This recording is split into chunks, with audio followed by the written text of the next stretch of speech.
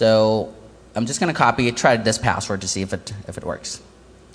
And sure enough, this password that's there is actually Piccadilly. Make sure it's that. There you go. So it extracted the file successfully, and the file that's going to be here is that same system40.dll or system40.log file that had track data. So that's those are the automated things that the malware is doing. Malware writers are doing these days, and that's about it for the sniffer malware. And we have one more malware, and we're I think running out of time, so we're going to rush this a little.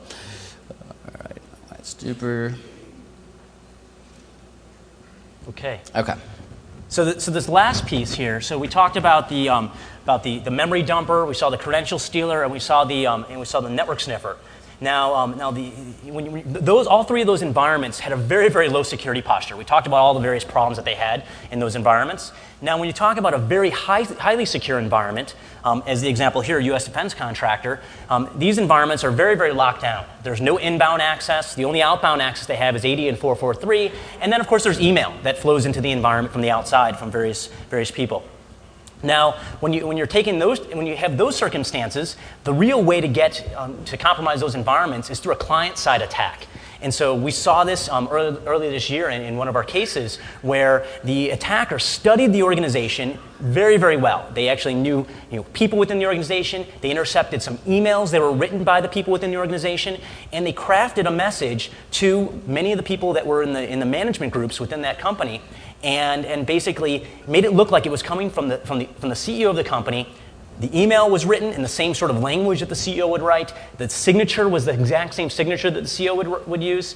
And when you clicked on the PDF file, there was basically was using an Adobe Ode that launched the attack. And so we put this together in this demo. Of course, we couldn't use the real data and the real information, all the information from the U.S. defense contractor. So we decided to use a different company in this example. All right. So this is our last demo. Okay, so basically, the code word for this malware is Dwight Duper, right? So how many are Dwight fans here? All right, you guys are gonna love it then. Okay, so it's a prank on Jim basically, so I'm gonna pretend to be Jim, and I'm gonna come into office one day, open up my Microsoft Outlook, and see all these emails, right? And as you can see, they're emails from all my wonderful office mates, right? So Michael Scott has written me emails, Stanley Hudson, Pam, my wonderful wife, Annie Bernard, Oscar, and Kelly Kapoor has this really, this could be something interesting. She's just about 194 kilobits, so there might be something good here. If you open it, oh no, that's another rant from Kelly. And it just keeps going. It just keeps going. And that's also a continuation from the lunch conversation.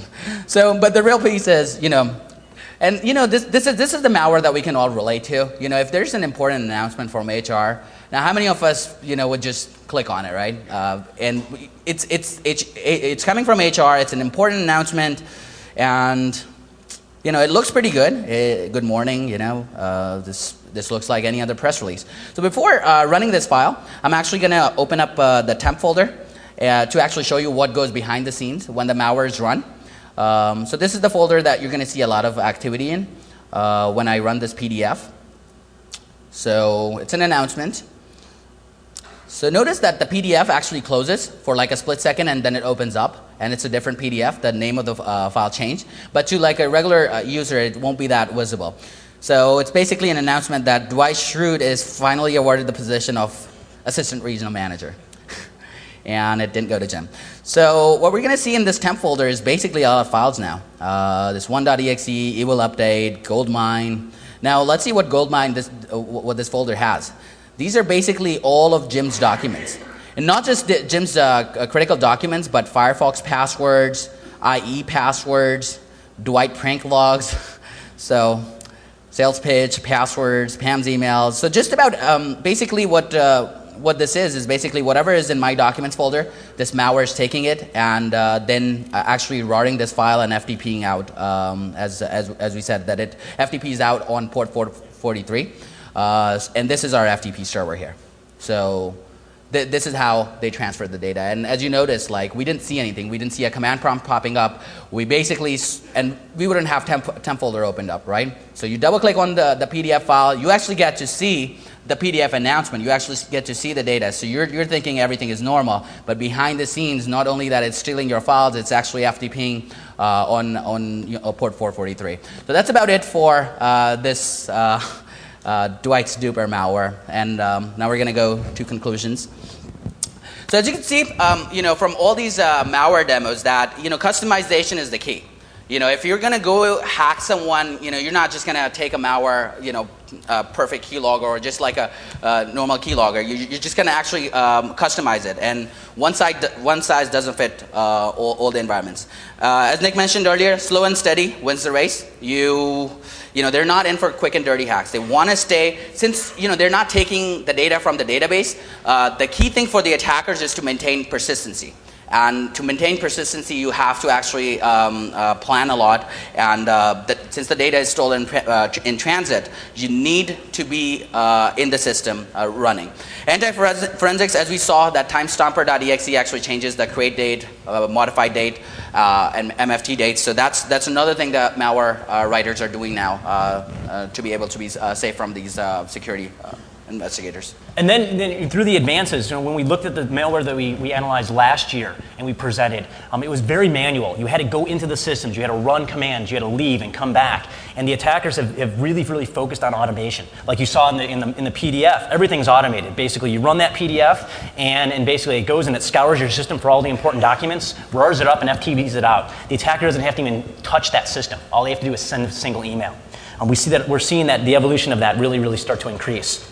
And then, of course, not slowing down. I mean, we're seeing these attacks continuously, and they're not slowing down anytime soon. And they're constantly developing these pieces of malware. It seems like every single case that we go into, and we see the same named malware even, or something similar, it's another version. They made an advancement, they've added a new feature, and they've extended the threat of that malware.